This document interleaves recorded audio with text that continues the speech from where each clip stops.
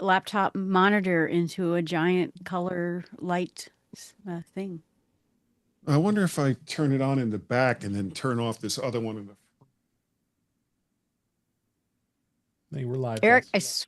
swear I heard a whippoorwill last night, and there are, according to eBirds, none up this far north this time of year. Oh, I'm sure there's a few that haven't paid it any attention, haven't gone anywhere yet. What other night bird would there be in the middle of a cornfield at 9 p.m.? I mean, there's nightjars and whippoorwills, and there's poor wills. Do you go into the middle of cornfields at 9 p.m.? Yeah, check the chat channel. You can see With a some of hatchet. my cornfield photography. You'll probably have to from paste last it. night. You'll probably have to paste it again because they weren't here when you Oh. sent it. All right, I didn't know that. Let me try it again. Okay, is that any better? About as best you can do, buddy. Yep. I might have to get a new the hell you call those things? Converter. Face? Ooh. Huh? Nice. No, Yeah. A new face. new face. New face. I see what you did there. Yeah, it's Marty. We love him. So what's your background, Eric? Now I gotta look. Gotta take it out of my prompter. There you go. Very nice. You see, Never works. you don't have to probably go to a cornfield. I had to leave my house and go to a cornfield. Well, see, I can't see the northern sky, so I had to go to a Oh. hayfield. Oh, hayfield. Okay. Of course, I only had to go, 300 feet, but Yeah. No, I went up where the mobile station's on Highway 12, and then you drive out into the cornfields, and it's creepy though by yourself. It's so creepy.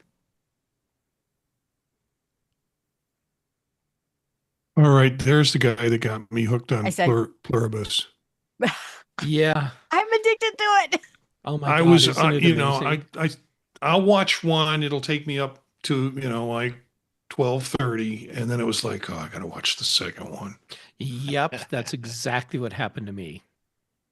What are you guys good. talking about? Plurus. Birds? Pluribus, new TV show on Apple TV. Oh, pluribus. Well, I'm going to give it a try, but the trailer is terrible. The It trailer doesn't tell doesn't- you what the show It's is. good. No, it's good. It's really good. So Okay, I know that this is supposed to be a science fiction show. it's Can you give don't me even try and something? guess what it is. Nope. Just watch it, and whatever you think it is, it's not that. Right. Um, Yeah. Also, did you have a job interview today, or was it parole officer meeting, Guy? Oh. No, today was just the preliminaries. So, strip down, strip search, Yeah, Turn your sure. head to the side and cough. Yeah. Yeah. Oh, they don't even care if you turn your head to the side. They don't even care if you cough. They Oh, just that's up true. and punch you in the gut and say, okay, that's good enough. That works. Yeah. Well, I had to laugh to get my job. I had to take a drug test, and I'm like, but this is California. Who passes this test? Right. and right. And if you're actually in California or Colorado, even if you don't do any of the legal drugs, you're still going to test positive because Being around people, being around people. Yep. contact buzz. Mm-hmm. I'm not around people, so I'm pretty safe, to be honest. Huh. Okay. Well, so you're the safe one. This is the closest I get to Well- people right here. So. Could be That's safe or pretty it could be close. incriminating. If you turn positive, it could be incriminating because you're not around people. You don't have an excuse. Ooh. Ooh. That's Ooh. true. Welcome to Wither Bucket. How are you? Hola. Hola.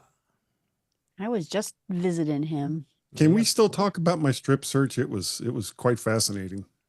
Yeah, actually, I would love to hear more about your strip search. Also, can you draw some diagrams, please? Well, I kind of blacked out halfway through, so okay. Well, So I'll it take was your a good one, is interpretation. what you're saying. yeah, When you it black was- out, those it are the was best. So good. I woke up going, I haven't smoked since 2015, but I'm ready for one now. Well, this is why I Did don't they see at people least anymore. give you a kiss? A flower? Well, if they gave me a kiss, I wouldn't have remembered it. Dinner in a That's- movie? Yeah. I think it's time to Yeah, start. shit on a shingle. That's what they gave me. So as long as you didn't wake up and there's just like a 20 Oh, on Dave the wants his show nightstand. back. Yeah, You you can guys. do You guys. do. If there's something Oh, Dave, I didn't realize you were here. Hi. and do it. It is never too late to do it. I don't care how old you are. What am I hearing back? So as I long as you don't know. wake up and there's just like a 20. I'm hearing somebody's sound back. Yeah, at first I thought it was me, but it's not me. It No, was I you. was, Then I it was was bringing me, up the but it's YouTube video of the show so I could look at ah, Oh, okay. All right. God. it's off now. Thank you. so Dave, I just want to point out that you have voluntarily let us on every week. I this, have. This is on you. This is. But that's okay. All right. Here we go. 5, 4, 3, 2. Welcome to episode 395 of In Touch with iOS, the show that talks about iPhone, iPad, Apple Watch, Apple TV, Vision Pro, Mac, and related technologies. I'm your host, Dave Ginsburg, and we have our usual suspects of the panel here. Let's start off with Jill McKinley. She's here in the first slot. How you doing, Jill? No, I'm doing great. Well, I'm glad you're here. Glad to be hanging out with you tonight. Marty Jencius is also here. How you doing, Marty? I've got pride in my stride and skip in my hip. That sounds like a good thing. Yeah. And sporting off his hat is Guy Serle. How you doing? Hi, Guy. I'm doing fine. This is my hat of intelligence. Yeah, with your little tie at the bottom there. Yeah, it's in case So in his case smarts I don't actually blow manage to get away. on top of a surfboard, it keeps the hat from coming off. There you go. God. Oh, and It's remarkably, it has a remarkable shape and color to it, considering it's made out of tinfoil. Well, I need something to keep away the aliens. there's that. Eric If I knew it Bolden was is- hat day, I would have got my hat down. Eric Bolden is here. How you doing, Eric? I need more tinfoil. Doesn't everyone in their life? Oh my God. Ah, Glad you're here, as well as Jeff Gamet. How you doing, Jeff? Thanks for being here. I'm doing great. I'm sorry I missed out on the dress code memo. I would have brought a hat made from either tin or aluminum foil. Also, is either one more effective at blocking the aliens? No, but it stops their anal probes. Okay, so I get it. Wasn't supposed to be putting it on my head. No, but I think we need to move on. Got here. it. Okay. Yeah. All right, let's go ahead and get started with the show here. We've got plenty of things to talk about. As we always start off with is In Touch with Vision Pro. This week, Apple released Vision OS beta 26.2. That's beta 2. It came out not even a few days after. We just did Vision Profiles, so it's It came out on Tuesday. came out Tuesday. So again, it's out, and again, there's nothing to really report, unless Marty, you have anything to report that I'm not aware of.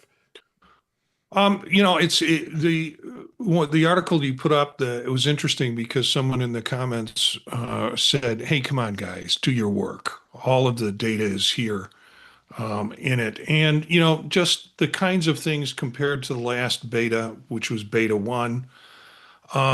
You've got better pressure force values fixed with the stylus, the Muse stylus, so they're still working and perfecting that.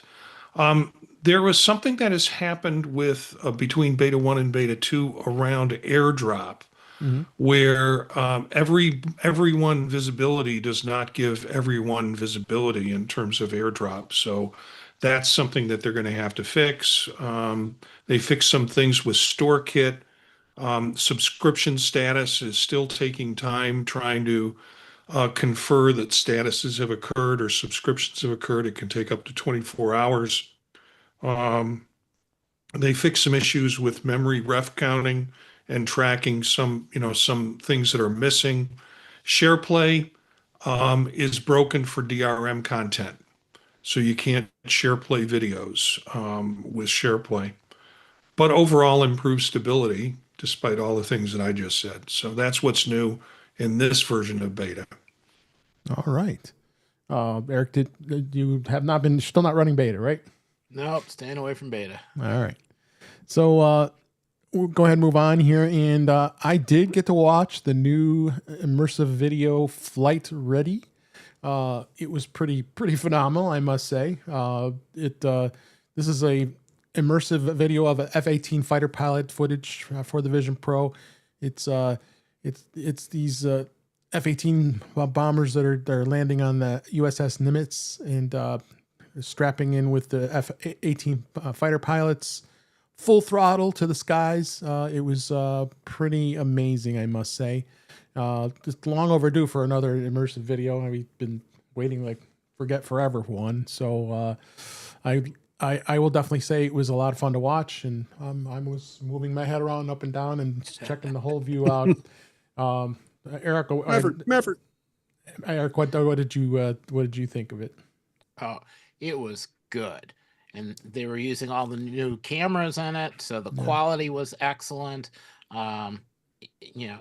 It's kind of a once in a lifetime experience, because I don't think I'm ever going to be on an aircraft carrier watching planes take off and land. And I'm certainly never going to be inside a fighter watching anything. So this was great. Yeah. You got to see daytime landings, you got to see nighttime, all kinds of stuff. I don't know how you'd ever be able to experience it any other way. Almost wish it was longer. It felt really short. But that's just because the pacing was really good. There was something happening every minute. Yep. Oh, I'm sure. And Marty, did you get a chance to see it? Yeah, I watched it today and Recording enjoyed in it. progress. There was sort of a nagging thing that I had. There was some music that was kind of heavy metal type of sound, and I swear it was Motley Crue. It was. But I couldn't remember. It was? Mm-hmm. I've been searching to find that song, and I did some AI searching to find out if it could tell me what that song was. I waited for the credits at the end. They never gave credits to that music. And so it's been bugging me for the last couple hours, but none of the AI stuff or the searching that I did was able to say what Crue song it was. I don't know if it was Dr. Feelgood, I think it was. Yeah. I think that's which one. I'll have to go back and Yeah, first of all, the shots that they did where they're off the Nimitz, it's like the camera is suspended in air and they're watching the planes fly around. It's got to be drone work or something that was just incredible. That when the jets went into afterburner, where they get that burst of white happening, that was pretty impressive. But this video still suffers from a issue that I have with previous videos, which is the people are too damn close. I don't sit that close to anybody. I don't, but they're like right in your face. Like if they had crackers for lunch, they'd be spitting at you.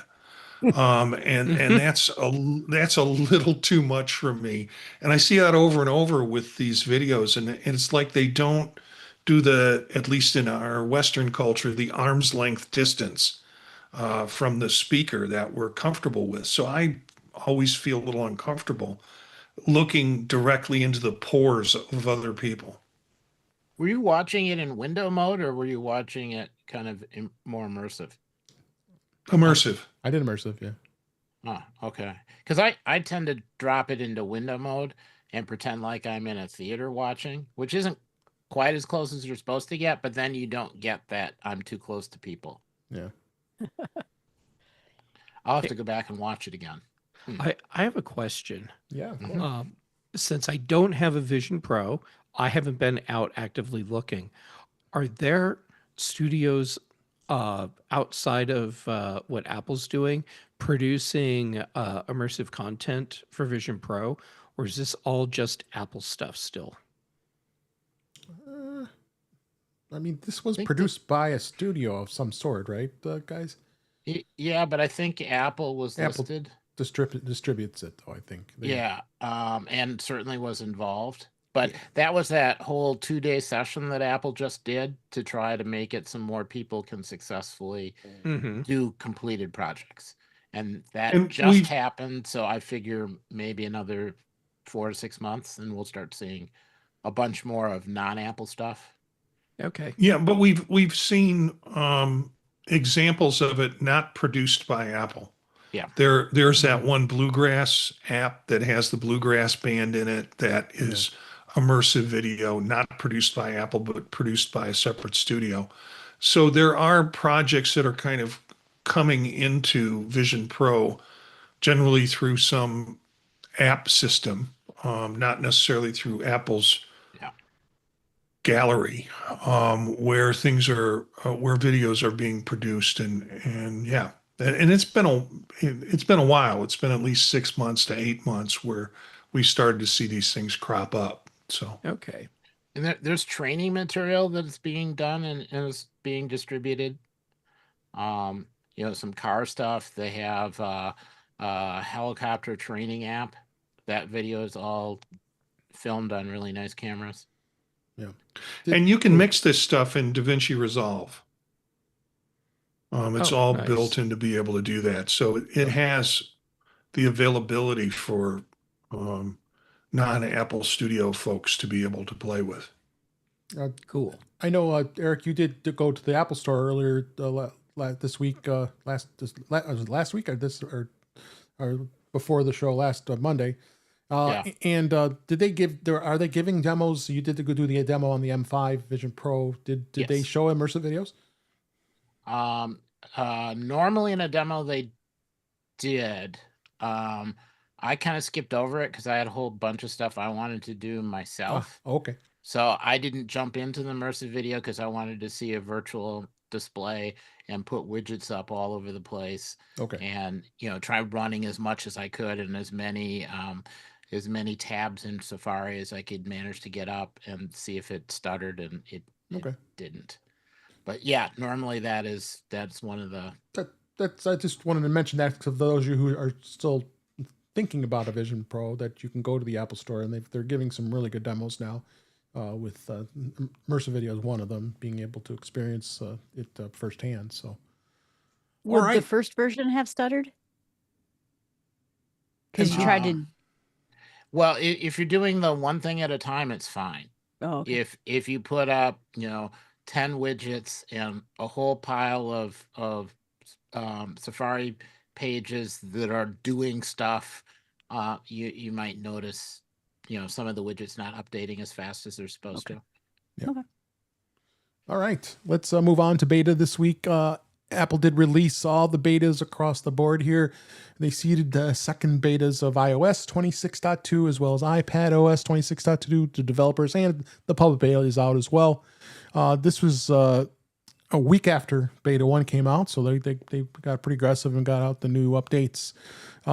There's a lot of new stuff that was released out here for this. So it's some things, including the Measure app, got a liquid glass. You're going to start seeing it.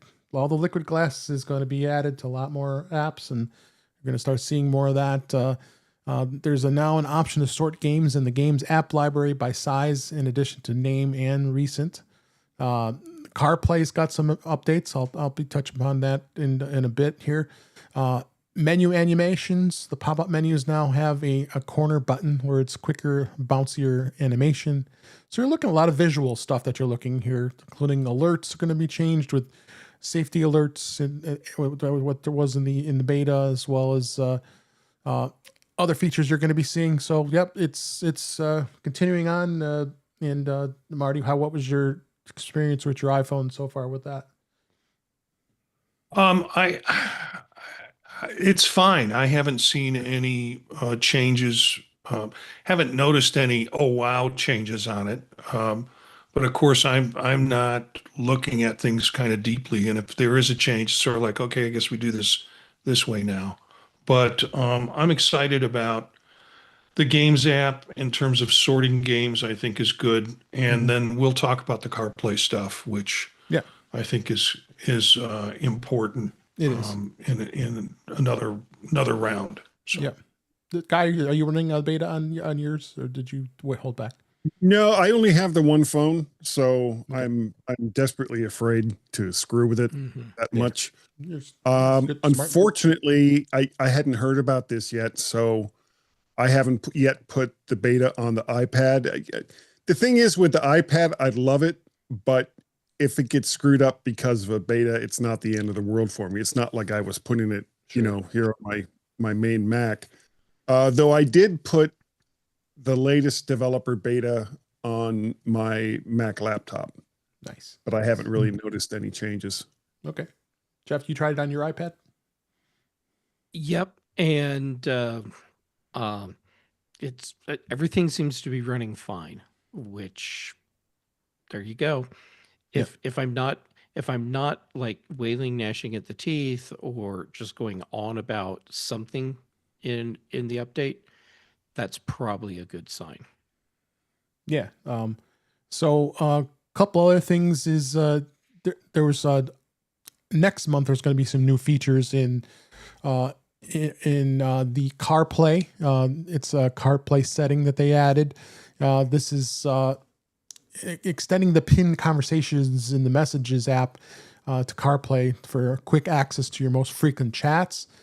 Some drivers may prefer the classic view, but the list of individual conversations only. But now Apple is letting you choose. So it will introduce that setting. And I know I'm on the fence with it, because even in 26.1, you're seeing it now, and you can't turn it off. But at least now in 26.2, you will have the option to turn it off, because it's been quite different to see it. I mean, I do like the fact that you have your frequent chats that you pin up at the top is there. That's kind of cool, because that's probably like my wife or others that I have pinned. That it's easy to get to. So. That's the cool thing. The other thing that I'm not a huge fan of is the way the phone comes up when someone calls you, and you've got the bar across the bottom on CarPlay. And I've tapped it a bunch of times. Sometimes I can't even get it to answer. I got to go to the phone to answer the phone. So I think there's still some bugs going on with CarPlay when it comes to that. And there's been times where I would tap it, and then when it answered, that I end up hanging up on the person. So it's still, I don't think it's 100%. I think it's kind of buggy. Has anybody else experienced that using CarPlay? Not so much with the phone, but one UI thing that I wish they would change, because you basically have like 3 different types of home screens. You've got the home screens that has all the apps. You have the home screens that has the widgets, and then you have a home screen that doesn't really have either one of those. And not so much the one with the apps, but the one that switches between the regular home screen and the one with the widgets. I would really like there to be 2 different buttons for that, because once, like, especially if I'm driving long distance, I set my destination. So I'm not going to change anything in either Maps or Waze or whatever it is that I'm going to use. And so I like to use the widgets with that, because it just dedicates a small part of the screen to Maps or Waze, and then allows me to have other stuff that I can do from within the widgets page. And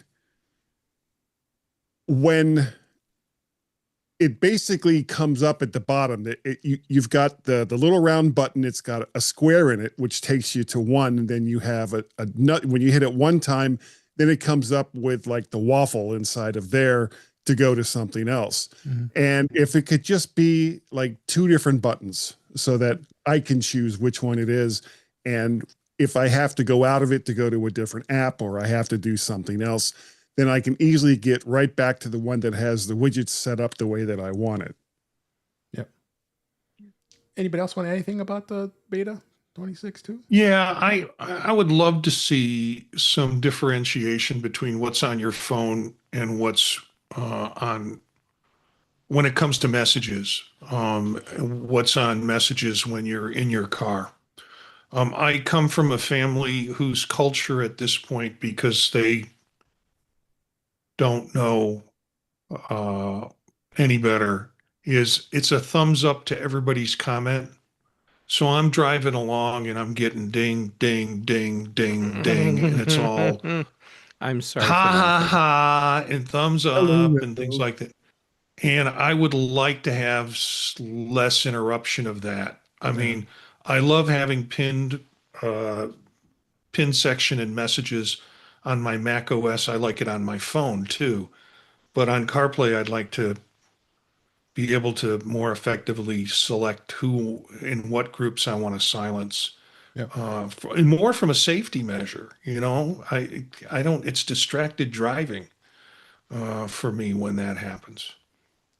What about souping up your focus mode for car driving? Yeah. Yeah, Focus and I have a difficult relationship because Focus tells me I should be asleep and shuts everything off on my device at 11 o'clock, and I'm up at 1, and I'm then fighting Focus. And so I've kind of turned all my Focus off just because it won't play along with my lifestyle, which varies in terms of it.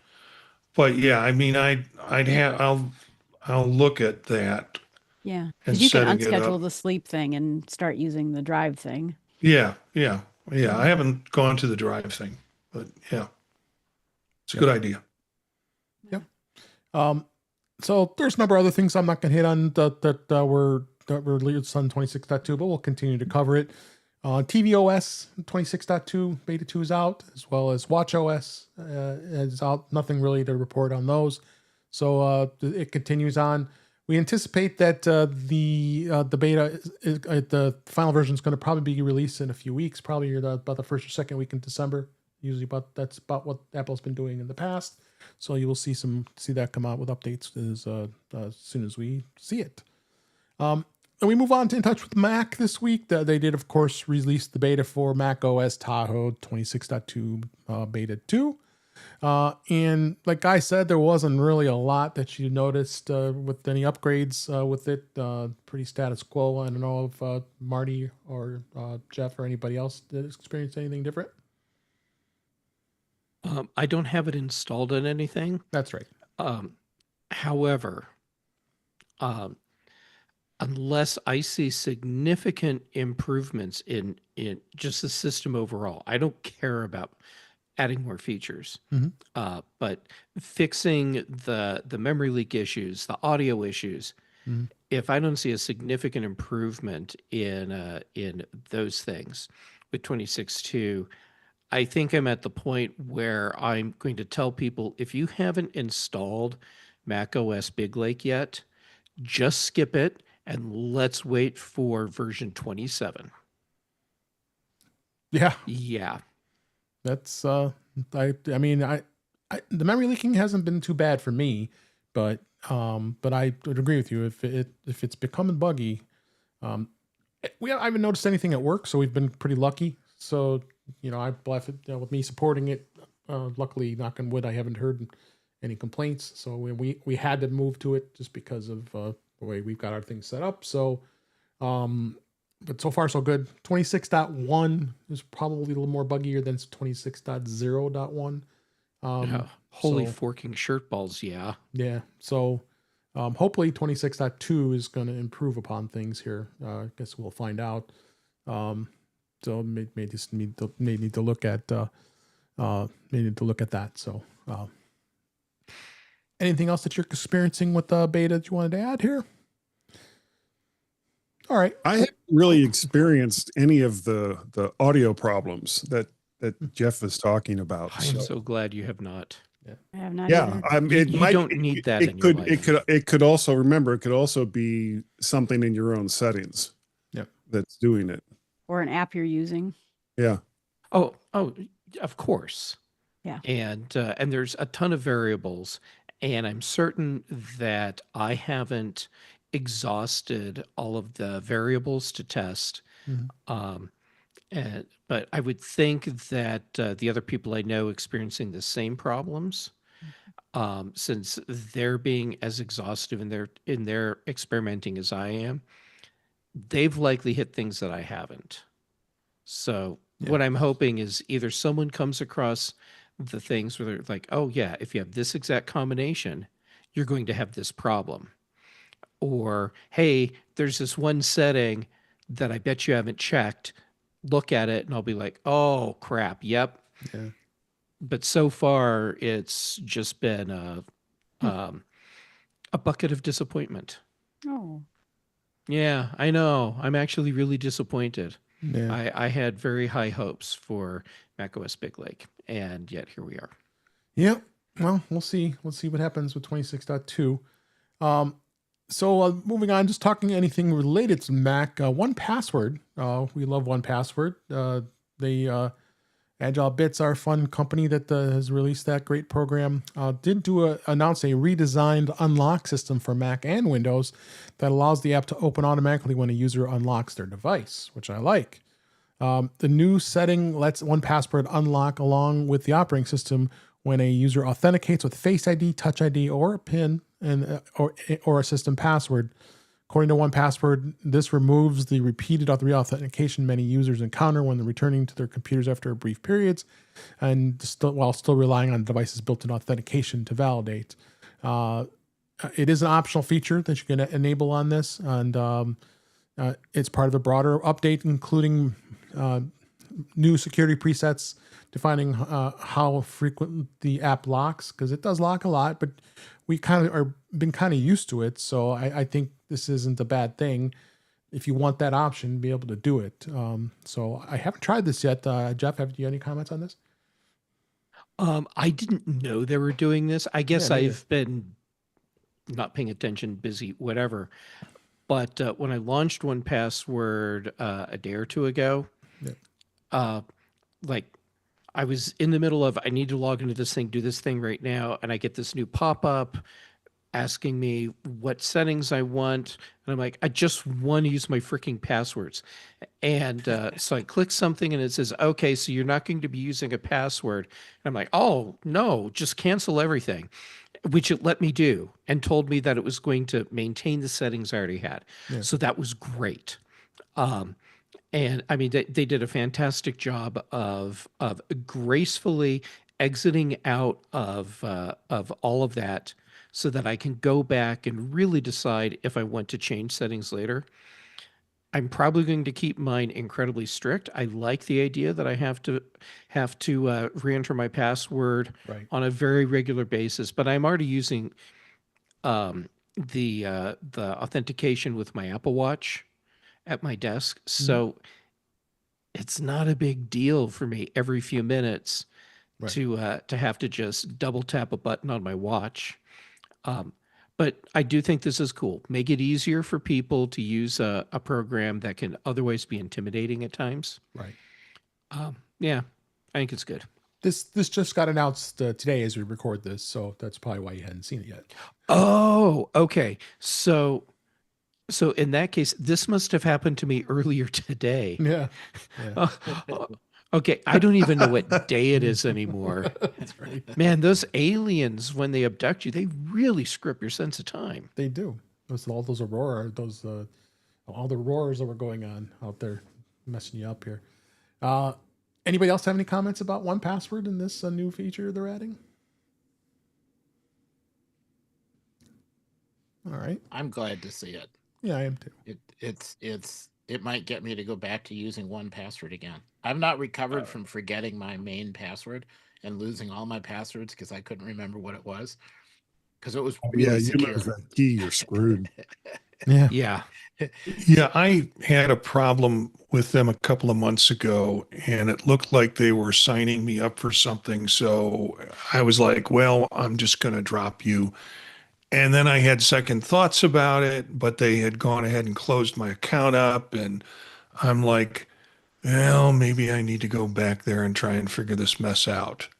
So it hasn't been the best product for me, although I've had the product for years.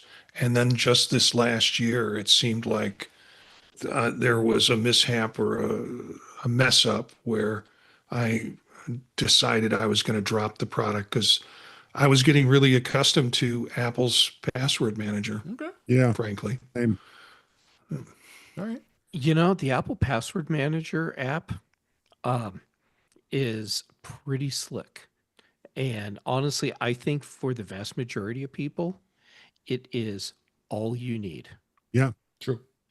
I always If- joke about my one friend who always, we always work on technical issues. And she's like, I'm not using a password app. No matter how much you tell me one password is great, I'm not using it.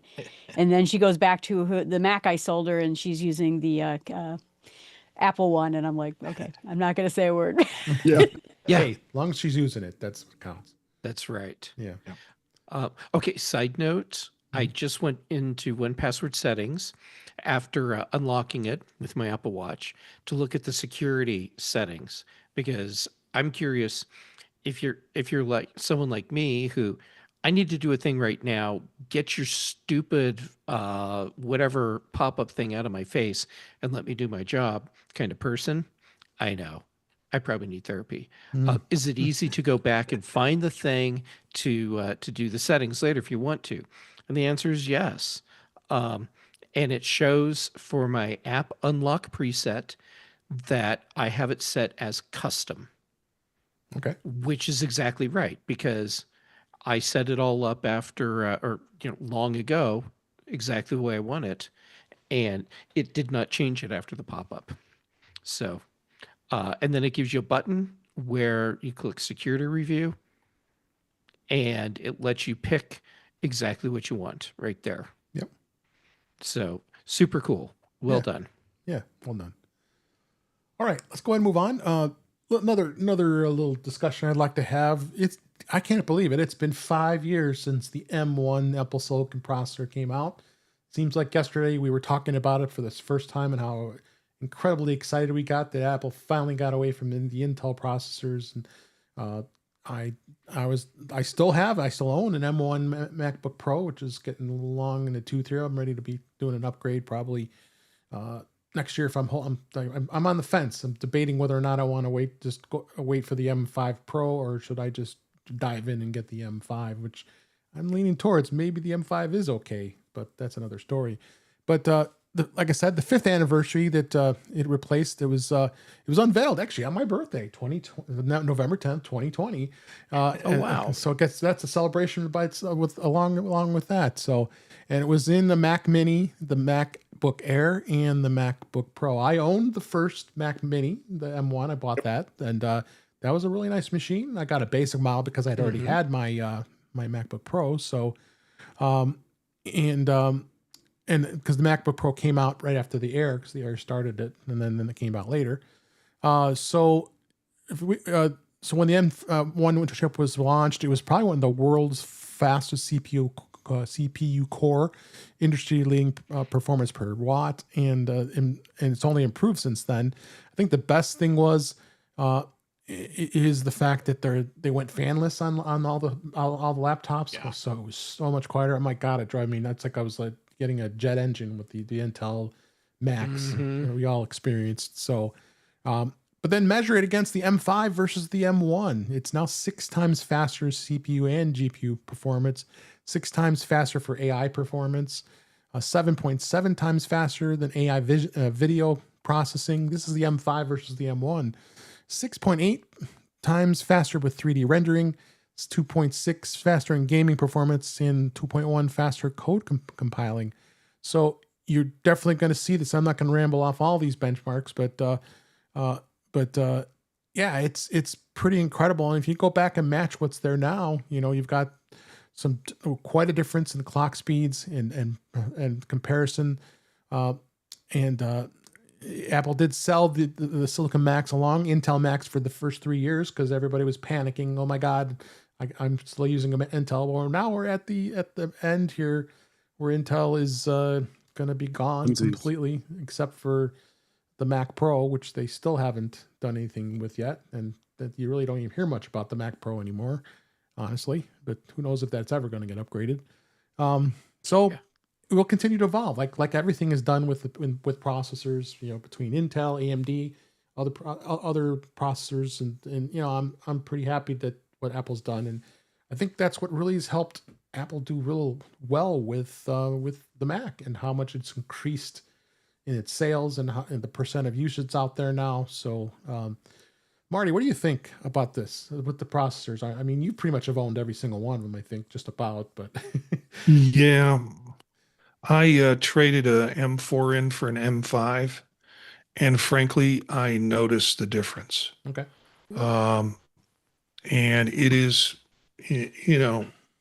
what happens with the M5 Pro series or Max series or Ultra series or whatever they choose to call it when it comes out next year. I'll decide whether I need it or not, but I'm using that now in the classroom, the M5, and it is quick. It's real quick. And noticeably so. So I think if you were to go from an N1, Dave, you would also notice. Yeah. It's not just speed, though. It's kind of how well things integrate together, how easily they integrate together. Yeah. Jeff, what do you think? You upgraded from an Intel to a M series pretty recently. I did.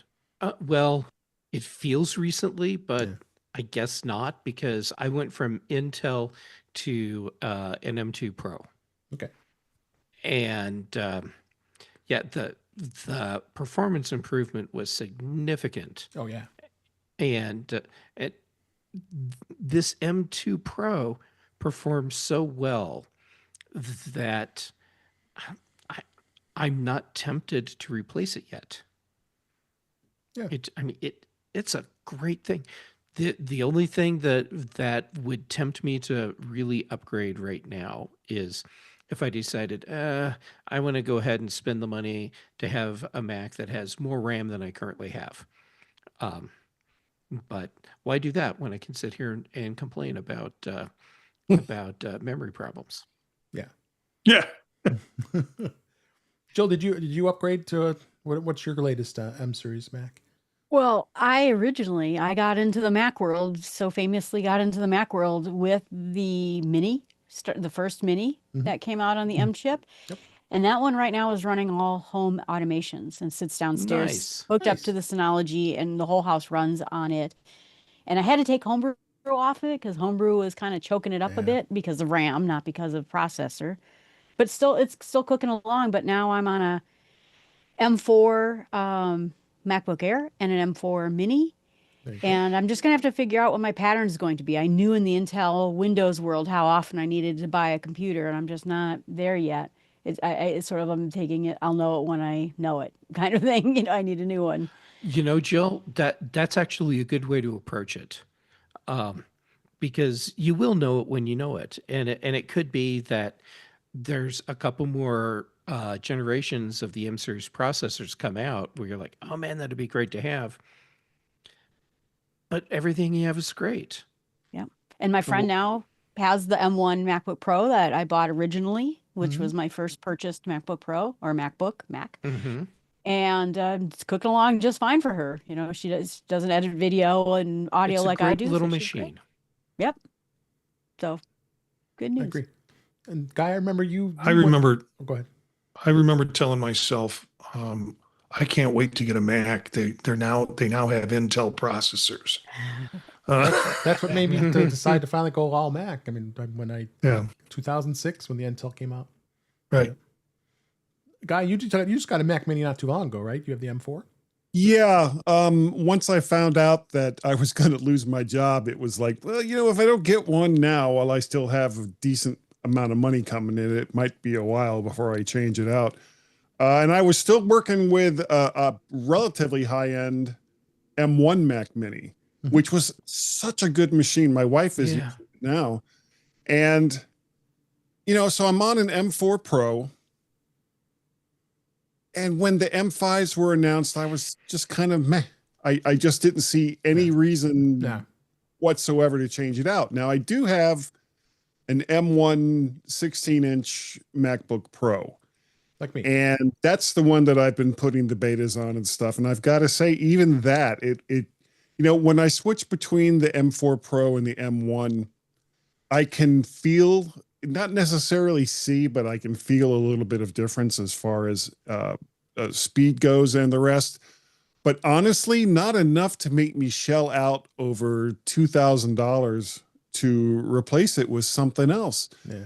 And what you were talking about, the Mac Pro still being on Intel, it's almost become that weird cousin that you give a piece of cake to at family events and then have it sit in a corner while everybody else is discussing serious stuff, and it just happily eats, Apple happily eats cake and watches Popeye cartoons. And it's, and I don't know I didn't know Apple, you were watching me, Guy. huh? I was going to say, that story's a little too close to Guy. That just came out of who he was. And it was Right there in the also moment. like really oddly specific. Yeah.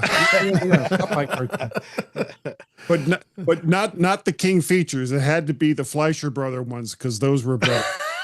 Well, that just goes without saying. Yeah, Fleischer brothers. Their Superman ones were good too. But anyway, getting back on point. The fact that the M series chips just hit it out of the park right at the very beginning means that there are tons of people that are still on M1 machines and may not replace them for another 4 or 5 years. There's really no reason to. There's nothing in the operating system. There's nothing with the basic types of applications that most people use that force them to upgrade to a newer Mac. And that's great, because when their friends and neighbors and all the rest of that come up and say, "Oh, you got a Mac. How long have you had that?" And they say, "Oh, 5 or 6 years." And, they're astounded because their Windows machines after 5 or 6 years are basically steaming piles of crap. So let's just be happy that Apple not only hit it out of the park with the original M1, but that each iteration of the M series processors has been better. Mm-hmm. Is it good enough to go out and buy every single generation of it? No, I don't think so. But each one is worth its weight in whatever it was that you paid for it. I still have my Mac Mini Intel running in my office here. And I come in with it and turn it on first thing in the morning, go make a cup of coffee, come back, put the coffee on it, and that damn thing will keep the coffee warm all day long. Isn't that great? Yeah, don't use the wrong type of coffee creamer, because it'll spoil with the heat. Yeah. Yeah. Well. Hold on, I'm taking notes. I just remember how hot those things got when I was trying to run stuff at full. You never hear the fans on almost any. No. And, I'm almost at the point now, because like I said, I've got the M1 MacBook Pro. I'm thinking of going to an M3 to M5 MacBook Air, because I've got dongles and all the rest of that for all the different types of connections that I need. So do I need all of the connections that's on the MacBook Pro versus the MacBook Air, which just has the 2 USB 4/Thunderbolt 4 connections? And I don't think I do. I think, and the 15-inch, it's a beautiful screen. And it's so light. It is. Mm-hmm. I was having some trouble with the M1 Pro. It was more of a software issue than a hardware issue. So my laptop. So then I've had this M4 Pro Mac Mini, and I've now made it my primary device. And I'm like, what the hell was I doing not using this? Because the performance on this is like, I've got the M4 Pro with 24 gigs of RAM, and I mean, the only thing is I should have probably bought a little bit bigger drive. It's only got 512, but I'm getting by, and I got a ton of. I'm insane with external drives. I've become an obsession. You should see the stack of them I have sitting on my desk here. It's crazy. Well, with mine, I went from I got 24 gig. No, I can't remember either 24 or 32 gigs of RAM, and I went all out. Not all out, but I went with a 2 terabyte internal drive. Yeah, you got to do it. So.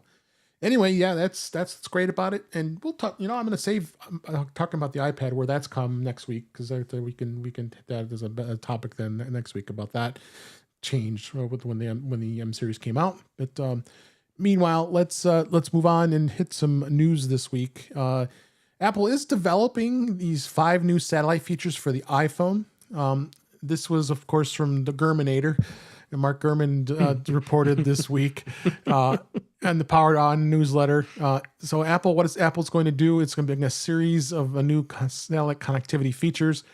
It will now be able to do Apple Maps via satellite. What a concept that is without cellular or Wi-Fi. I mean, that's huge because people are traveling, and a lot of times you've had to work around it by downloading the maps before you go out on your trip, and then you have it stored on the iPhone. Why would you want to do that? So now you're going to be able to do it that way. Photos and messages via satellite. So now you'll be able to support for sending photos in the Messages app using satellite connectivity. A lot of times you want to send the photo, but especially if you're in distress, you want to be able to show what's going on and what's going on, what you're doing here. Satellite Go ahead. No, what you're eating. Well, yeah. Okay.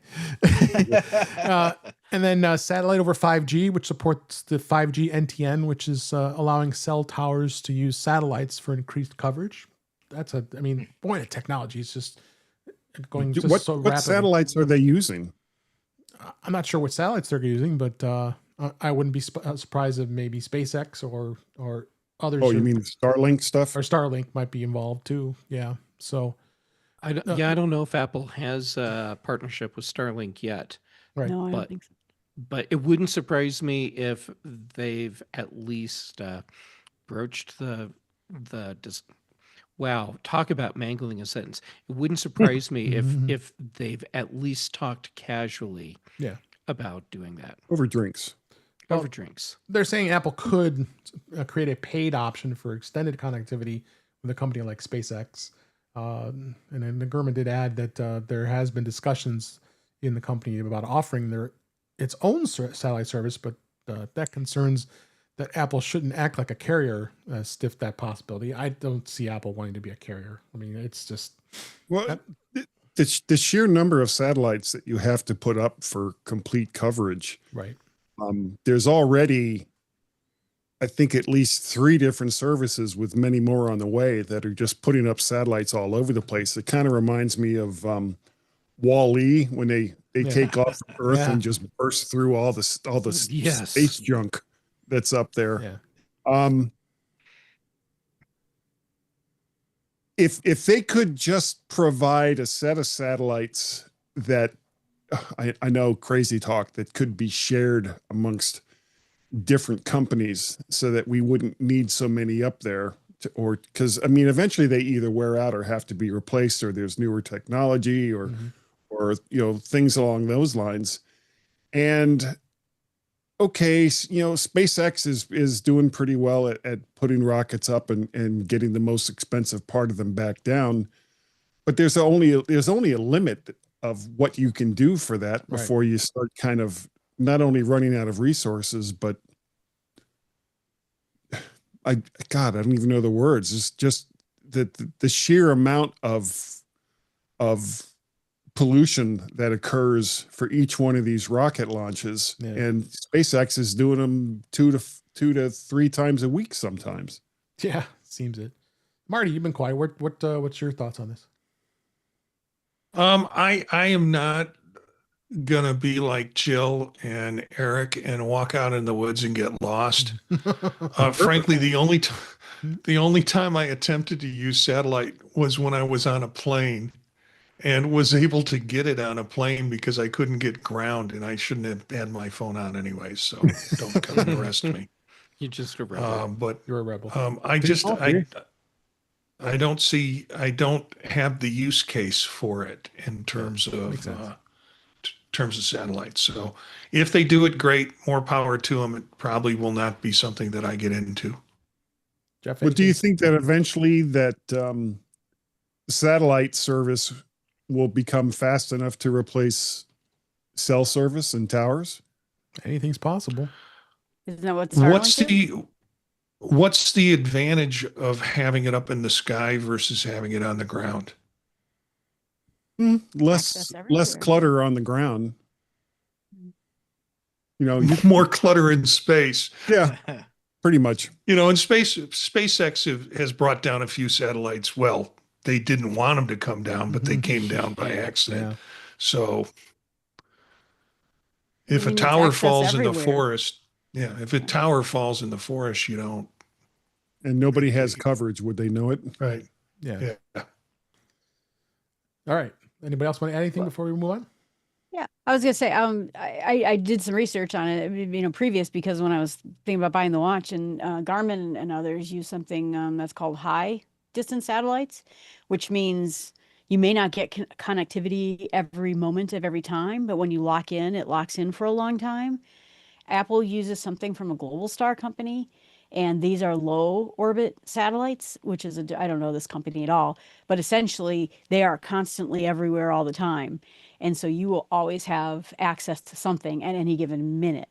And that's what makes Apple a little bit different than what Garmin does. And the access is better. But it reminds me of being in an airplane, right? When we first started the airplane, you had to pay for it. And then they said, okay, fine, you can text your friends with it for free. And then suddenly it's, well, okay, let's put Telegram and WhatsApp. And it's nice to have everywhere. And, like I said, I was out in the cornfield taking pictures of auroras and I had no internet connection. And it was nice to know that if one of these giant rabid raccoons walked out of the field and tried to eat me, I could call for help. So I was Or get them to call for help. get Yeah. them for, yeah. They're Their fingers smart don't do little- well on the phone and the Mm. watch. Yeah. All right. Let's Frickin' go. trash pandas. Yeah, let's go ahead and move on.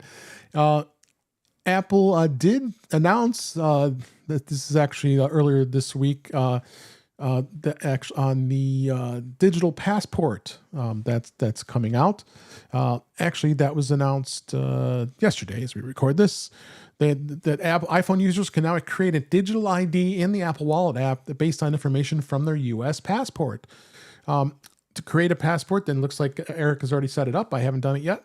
To create that and present a digital ID based on a U.S. passport, you need an iPhone 11 or later, running iOS 26.1 or later, an Apple Watch Series 6 or later, and running WatchOS 26.1 or later. And you need Face ID, Touch ID, and Bluetooth turn on, Apple account with two-factor authentication. So all the normal stuff that you have these days.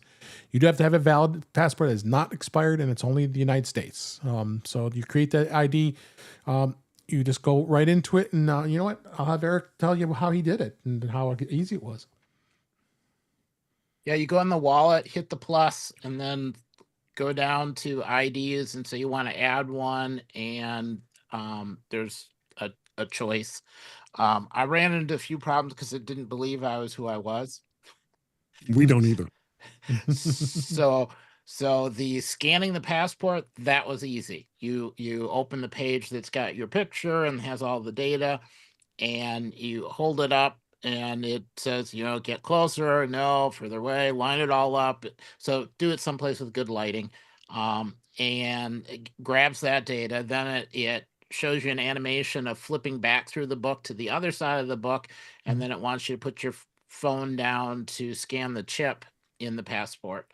That took me twice because the first time I don't know, I was a little off kilter and it didn't read it. And then it says, don't move. I'm not done yet. I'm not. And then it throws up a little progress bar. It takes a bit of time to do that scan. Yeah, but it works pretty well. And then it wants you to do like a face recognition thing, and it's like 3 or 4 passes.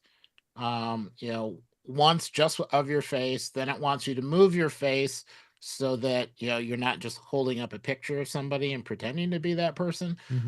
So the scan of the top of your, or moving your head to see the top of your head, a little bit of a side. It basically it prompts you to run through a bunch of stuff, and then it says, "Hang on a minute," and then it really means hang on for quite a while, and it goes and does a bunch of checking to verify that everything is all correct, and just ignore it and come back to it later in the day, and then it says, "Yep, it's there," and then it pops up in you double click the side of your phone and scan through, and the ID's right there, and it just says it's an ID, and you can't really use it unless you're someplace with somebody that has a reader.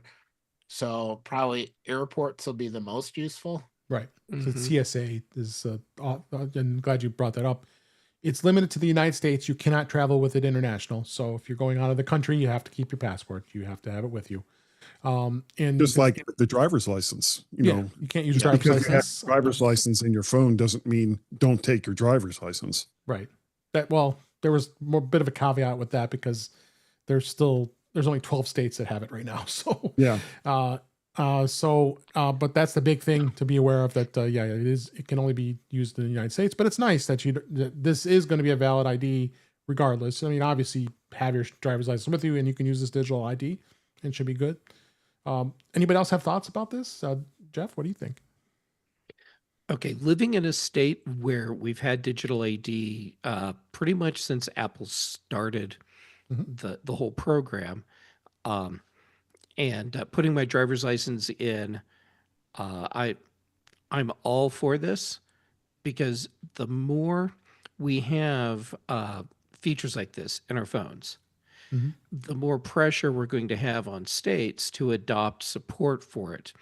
And like here in Colorado, early adopter state for your driver's license, and yet we still have like 5 or 6 jurisdictions in the whole state that will recognize it. Now I'm supposed to be able to go into like any store that requires an ID and present digital ID, but most of them don't even know what it is. Right.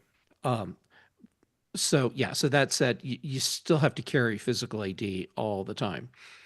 But being able to have my passport in there as well, I really like that, especially because, well, you're going to use it for traveling. And I found that being in airports that accept digital ID, it is wonderful. I have TSA pre-check.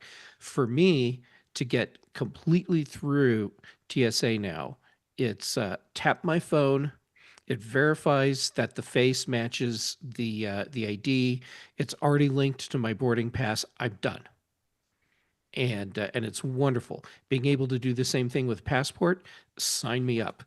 The only reason I haven't set it up yet is because I didn't have time yesterday or today to go pull out my passport and do it. Otherwise, it would already be on my phone. Yeah, I haven't either. So, Marty, you have any thoughts on this? Yeah, I see the value of it. I also do clear in airports. So those airports that have clear, it's all biometric.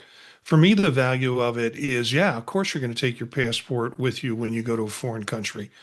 But if you lose your passport or it gets stolen and you still have your phone, you go to the embassy, you've got better information to give them related to your passport and to your identity.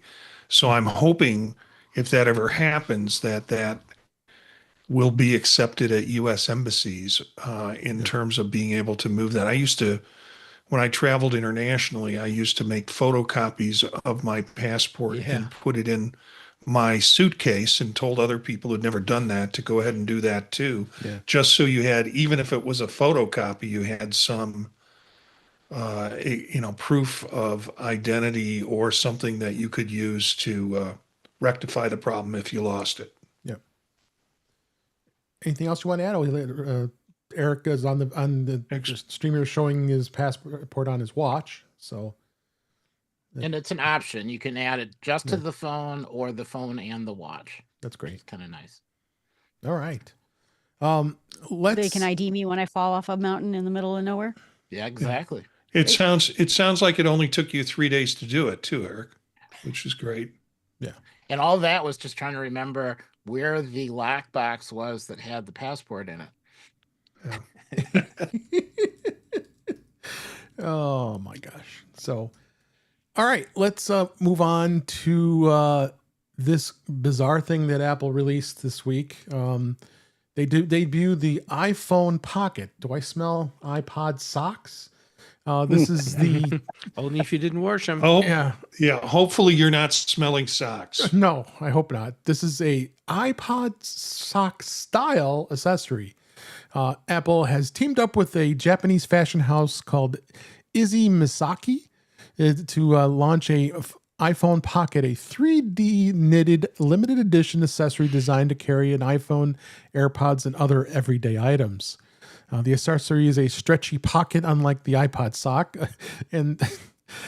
but elongated to form a strap made of ribbed elastic textile that fully encloses an iPhone, yet allows you to glimpse the display by the concept of a piece of cloth, and describes it as exploring the joy of wearing iPhone in your own way. Okay, well, it has the two versions. It comes in a short strap design available in 8 colors for $149.95, and it has a long strap design with 3 colors at $229.95.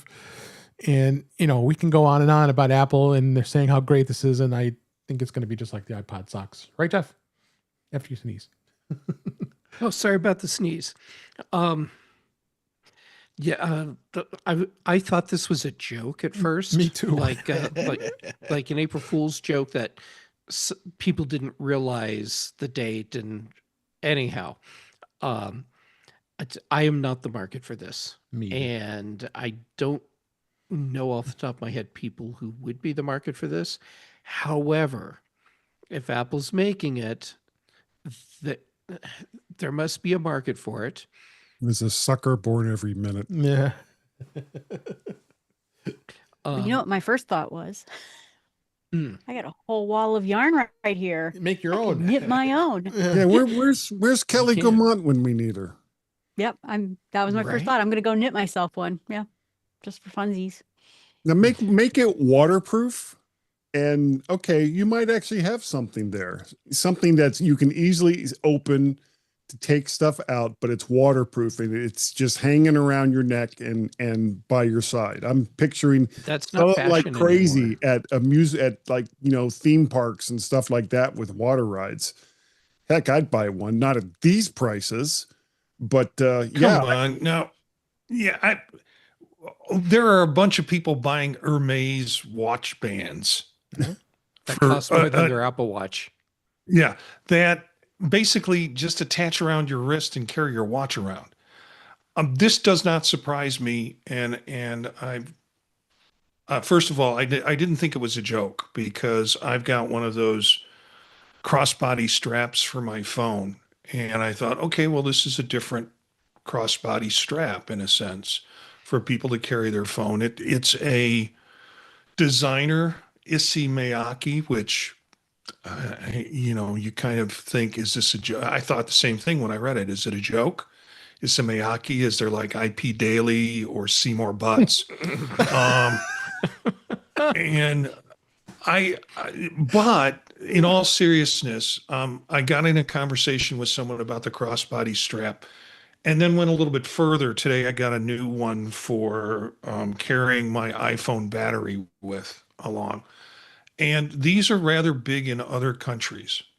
So I don't think it's speaking to our market whatsoever. Those of us who like to carry our phone in our back pocket and sit on it occasionally, it's not speaking to that market. It's speaking to a European, or I think principally an Asian market. Yeah. Well, according to the newsroom release from Apple directly, customers can purchase the iPhone Pocket beginning Friday, November 14th. That's tomorrow as we record here. Select Apple Store locations and Apple.com in France, Greater China, Italy, Japan, Singapore, South Korea, and the UK and the US, just in time for the holidays. Apple specialists in stores and online can help customers mix and match different lengths, colors with their iPhone, style their iPhone pocket, and purchase their new favorite accessory. That is, I can't wait. And if you look at the list here of what stores are going to carry it, it's all over, many across the world, and only one store. It's in, what a surprise, New York City, the Soho store. Yeah. So New York City. Get a rope. yeah. So go run out and buy one of those. I figure anyone stylish enough to be wearing designer clothing with no pockets, this is made for them. Yeah. Makes Quite literally. Yeah. Exactly. Hey, hell froze over. Tesla is working on adding Apple CarPlay support to their vehicles. Can you believe it? Nope. Tesla is working on adding support for Apple CarPlay in its vehicles, according to our pal Marker, the Gerbinator. He reports that Tesla, of course, relies on its own infotainment software system, which integrates vehicle functions, navigation, browsing, and blah, blah, blah. But I guess they're kind of thinking that might be they have to abruptly reverse course because sales for Teslas have been quite down lately. And all of us on this panel would not want to rent a car without having CarPlay in their car, let alone not owning a car that has it. So, yeah, I can't believe it. Tesla's going to add CarPlay. Oh, all is forgiven. No, I'll just get another vehicle that has CarPlay in it. Yeah. But I don't think any of the EVs have them. I mean, maybe the Ford 150, I don't know, but not many of them do. Yeah, I mean, we know the whole GM debacle, so I mean, that's But is this going to help Tesla sell cars? I'm questioning that. I think the problem with Tesla sales, while people complain about the lack of CarPlay, it's not the CarPlay that's become the problem. There are other issues that are playing into this. The owner, quality control. There's Elon Musk is very controversial, and a lot of people are not buying because he's part of the company. I drive down the road. It's called the Diagonal. It's a highway that directly connects Boulder and Longmont. Zip along 65 miles an hour, and I've seen a Tesla Cybertruck going the opposite direction. Watched a side panel just blow right off into the median. And anyhow, I think Tesla has bigger problems right now than whether or not they have CarPlay. I heard adding CarPlay was what got him his $1 trillion bonus. Oh, well, there you go. Worth it. Yeah. I mean, I think from my point of view is I'm probably never going to buy an EV, but let's say I won, it just doesn't fit my life, right? I just cannot buy an EV. I go out camping a lot but if I were to win the lottery and decide I wanted to have a second car, Tesla would probably be the car I would get for an EV, but then I would get stuck and say, well, I have to have CarPlay. I must have CarPlay. And this would be a big deal to me. This would push me over the edge if, like I said, I won the lottery and decided to get an EV just to have. And I think there's a lot of people in my town that drive EVs and drive Teslas. I don't know. I just think it's a boon for them to be the only EV company, right? I mean, probably Honda, has very limited number of EVs, or Kia or something that might go with CarPlay, but most of the big manufacturers of EVs decided not to. Jim Ray in the chat. Yep. Hey, Jim. He's pointing out Hyundai, Kia, Genesis, Ford, BMW, Mercedes, Volvo, Polestar, and he says probably a couple more. Yeah. Yeah, so it's all, but yeah, I think it's a big deal. I looked at Subaru EV and with wanting CarPlay in it, but that was not enough to convince my wife that we should get an EV. So, yeah, but you tried. Well done. Yeah, worth a shot. Well, I think that it would be interesting to see. It looks like they're just gonna kind of containerize this and roll it out that way. So it'll be interesting to see if they can roll it out to all of the existing cars.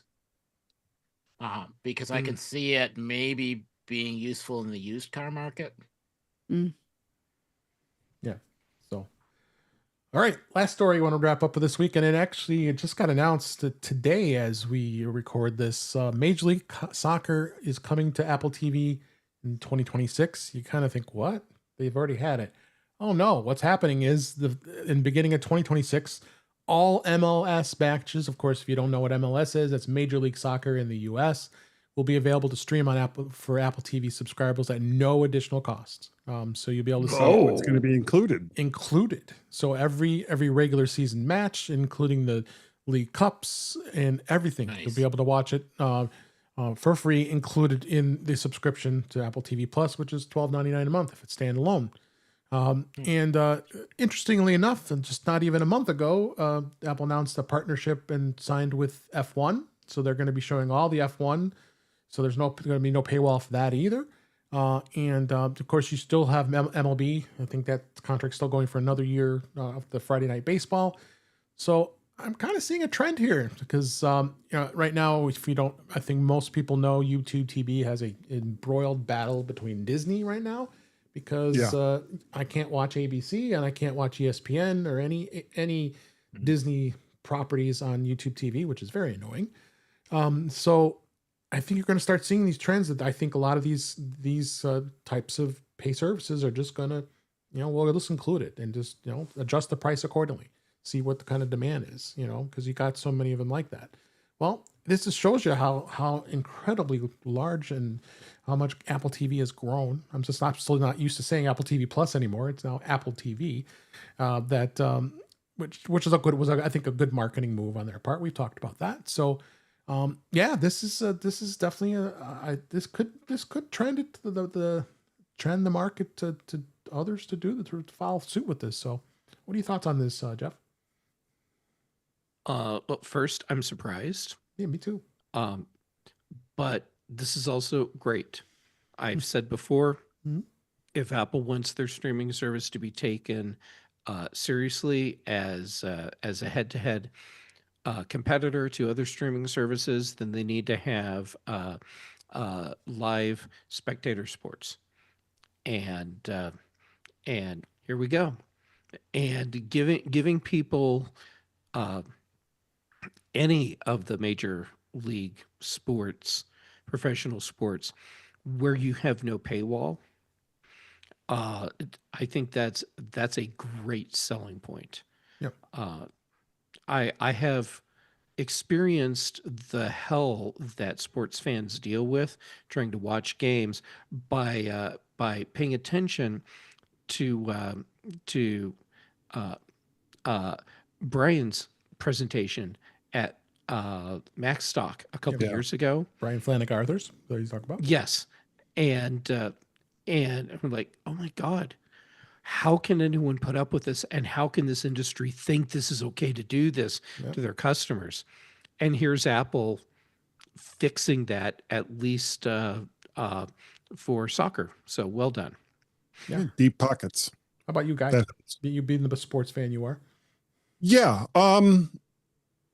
Something that Hulu offers that I really, really like is live TV, and it's tied to the geographical location of where you live. So I can watch NFL games that are typically shown on, CBS, NBC, Fox, all of the various networks that show it for my area. Now, does it suck that I can't see, you can't see my shirt, but I'm wearing a Dolphins shirt that I can't wear, or I can't see Miami Dolphins games? Yeah, that sucks. But I will take, that would be fantastic if Apple could offer live TV based on your geographical location. That would be fantastic. I also think that they should purchase the UFL, but I've been beating that dead horse for a long time. Yes, you have. So Marty, what are your thoughts on this? Yeah, Jim Ray in the chat room kind of beat me to the punch. I faithfully, for the last couple of years, have paid for MLS, as an add-on because I'm going to broaden my sports knowledge and interest by watching MLS. And it's great now that it's free because I don't have to pay for it. And I won't be watching games like when I paid for it. Anyways, so it's a zero-sum game for me. Yeah, I'm not a big MLS fan, honestly, but I just think what Apple doing this was kind of just big to get it changed. So I think it's going to pull a lot of people in, yeah. In a sense, to subscribe to Apple TV who do follow that. F1 is going to be. And I was like, I'm going to become a Chicago Fire fan. Yeah. I mean, F1 is going to probably generate even more when that starts. Yeah. So, Jill, you got the last word. Well, I do have trouble sleeping from time to time. No, I'm just kidding. Wow. And a 0-0 game would be great for me, but no, I'm just kidding. Sorry, all you soccer fans out there. I don't watch any soccer. I actually watch the Wrexham show, and I fast forward through all the soccer parts so I can see the funny two guys and the stuff about the town, but I didn't watch it. So it's a bad thing for me, but I'm glad that there are fans, and I'm glad for fans out there because you're right. Sure. As I watched the same presentation at MacStock you did, and it is a horrible time to be a fan right now of any sport and try to watch all the games. So I think it's great for them. Yeah. Actually, Eric's going to get the last word. So let Eric I was just going to, go ahead, Eric. Well, I like watching Toronto and DC. And then, and only occasionally do I come across somebody who also watches soccer. And I certainly don't watch it other than like occasionally. But it's nice now to be able to say, yep, a game is on, just go watch it. I think it also will help keep Apple devices in the hands of more people. Absolutely. Go ahead, because then Marty, you can see the game wherever. Go ahead and add your last word. I thought it would be really cool if they do this service, but then it would also be rather simple to do if they did with Vision. If you're watching it through Vision Pro, you got a tabletop, like we've seen with some of the apps, like the sailing apps that they have, or the sailing competition apps, or watching planes land at airports, that you can do a tabletop that has the track where the cars are going around in F1, or where the players are on the field in MLS. Just it would be an added piece to that technology. Yep. I was thinking if you could walk along the field, and just turn your head in any direction and just see. Yeah, well, that's cool. They're going to be doing that with like Lakers games or some of the Lakers games, but it hasn't gone full scale yet. We'll be talking about that when that happens. All right. Well, this was a great show. Thanks everybody for being here this week, and everybody watching and listening. I really appreciate it. But let's go ahead and wrap up. This is a wrap for this week. Please send your comments, questions, and suggestions to our email address, which is feedback@intouchwithios.com. You can follow us on Blue Sky, Mastodon at intouchwithios. Support the show. Buy me a coffee at intouchwithios.com/coffee. We would really appreciate it. You can become a patron of the show by going to patreon.com/intouchwithios. We have 2 tiers to be able to support the show. We would really appreciate it. Make sure you like, share, and subscribe when you're notified when we're live streaming. That is Thursday nights at 8 p.m. Eastern, 5 p.m. Pacific on our YouTube channel. That's youtube.com/intouchwithios, where we had Witherbucket, and we've had a bunch of other folks in the chat. Thanks for being out here this week. You can also watch the past live streams and the current ones, as well as listen to past shows. You can subscribe to the show in your favorite podcatcher, including Pocket Cast, Overcast, Apple Podcasts, many others. Better yet, just go to our website. It's intouchwithios.com, where all the links to all the ways to listen to us are there on that site. I am Dave Ginsburg. You can find me on Blue Sky and Mastodon at DaveG65. Guy Serle, thanks so much for being here. Where can people find you? Well, thanks for having me. You can sometimes find me over on Mac Voices on Tuesday night with the usual crowd. Some of them, or most of them, are actually right here in front of you as we speak. Dave continuously not only does he let me on, he asks me to be on In Touch with iOS, and you can take that up with him. However, Fair. the main thing that I'm doing, of course, is the G-Men show with Gaz Maz. We've been doing this show in one form or another since 2010. You can email us at gmenshow@icloud.com. We are also Mac Parrot and Vert Shark over on Squax and Sky Blues. And of course, you can find the Vert Shark channel over on the YouTubes. We have a Google Voice number that is 703-828-4677. Thank you. Thank you. Eric Bolden, thanks you for being here. How can people find you?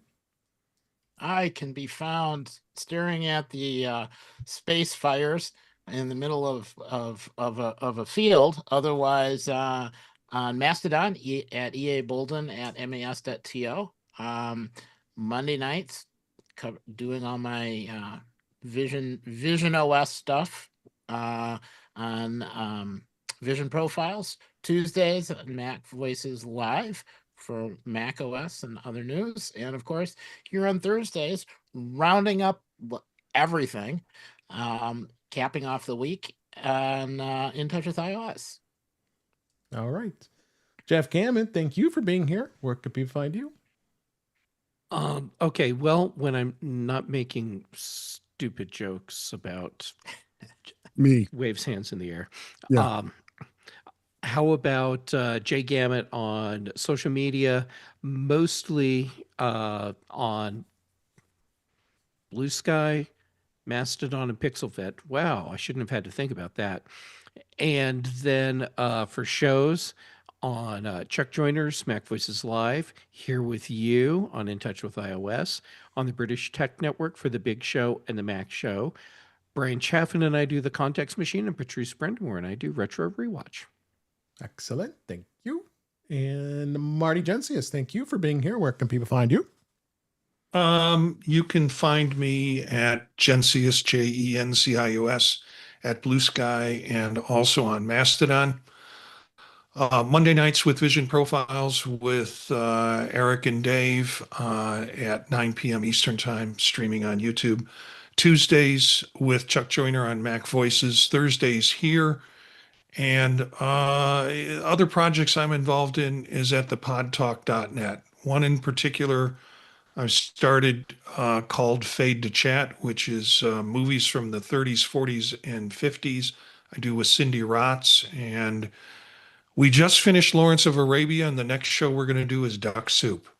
So it's fun to get into some of the history of that and talk about it, particularly, and we didn't steal this from Jeff and Retro Rewatch, but we're running into movies that we can't believe the other person hasn't seen yet.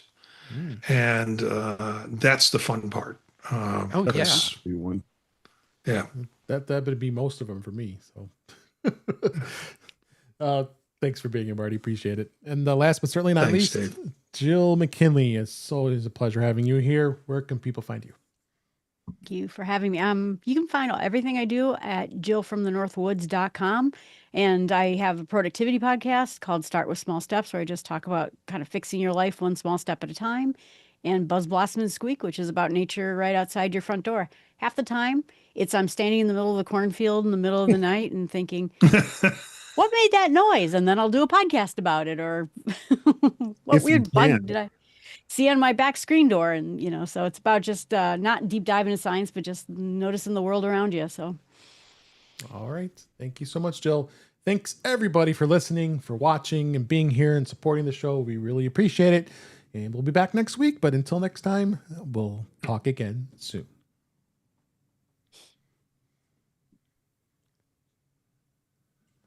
Ham hands. Jazz hands. Jazz hands. Thanks, everybody. Thanks for watching, everybody. We're going to say goodbye to the live stream. See you later. Bye, live stream. Bye, live stream. Okay. Eric, I didn't think he saw this, but here's my Aurora shirt. Ooh. Oh,